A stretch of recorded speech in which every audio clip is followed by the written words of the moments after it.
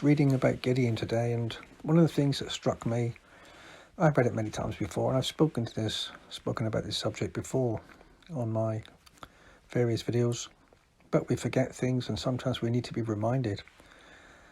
And the Lord comes down to Gideon, and in the form of an angel, I believe, and said to Gideon, he comes to him and says, "Mighty man of valor," to him, and you're going to save the people from the oppression of the Midianites.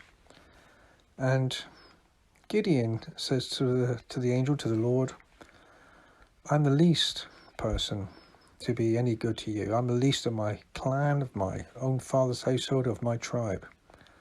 I think it was Benjamin. "I'm the least of all. What can you do with me? How can you do this wonderful thing?" And he says to him, "Go in your strength." In other words, whatever strength you've got, I will use that to do something very wonderful. And here, as you know the story, that he gets the fleece later on and asks the Lord for the water on the fleece and dry on the ground, and then next time water on the ground, or dry on the ground and water on the fleece. And the Lord uses him to do wonderful things despite the misery around.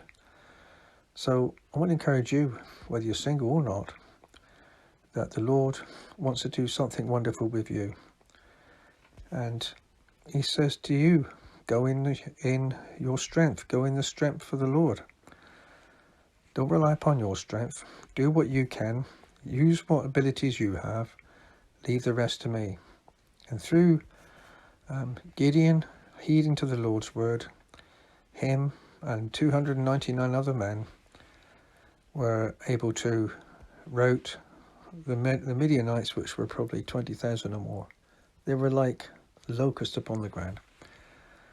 So be encouraged. The Lord is your strength. The Lord is your help.